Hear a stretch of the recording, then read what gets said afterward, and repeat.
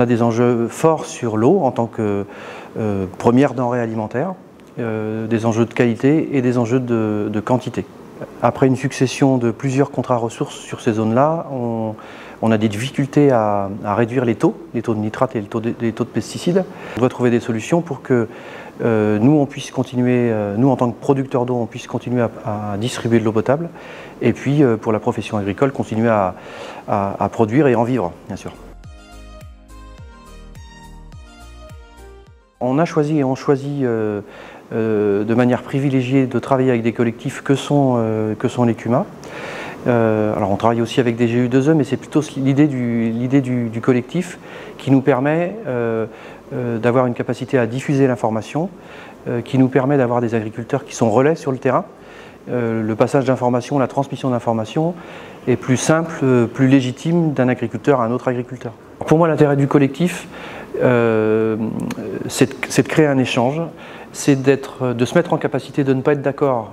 Parce que pour moi, le désaccord, c'est forcément être en recherche permanente de solutions. Parce que si on est seul pour traiter une problématique, on aura sa solution. Mais peut-être que cette solution ne sera pas suffisamment travaillée et qu'on sera passé au travers quelque chose. Et donc pour moi, c'est un élément essentiel pour progresser. Socialement, c'est indispensable d'être dans l'interaction.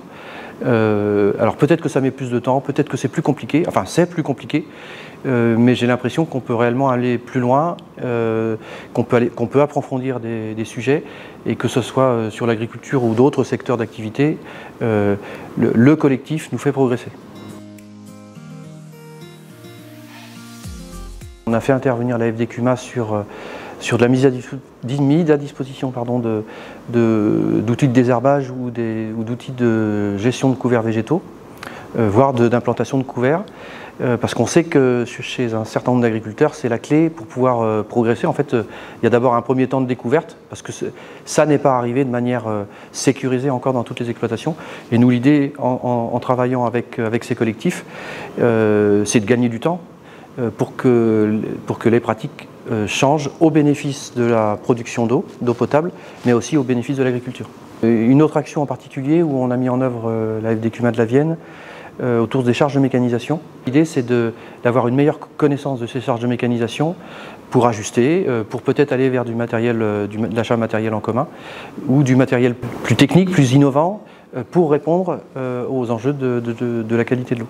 Il y a un enjeu très important sur le lien entre les institutions d'enseignement et les organismes para-agricoles, les OPA.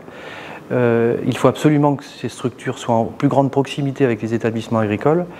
Et c'est à cette occasion-là qu'on est en relation avec la FDCUMA pour que la FDCUMA soit présente dans ces journées de manière quasi systématique, pour communiquer, pour démontrer la capacité de la profession à évoluer, et puis pour transmettre aux étudiants des nouvelles pratiques, des nouvelles technologies, et puis la capacité aussi des agriculteurs à progresser en groupe.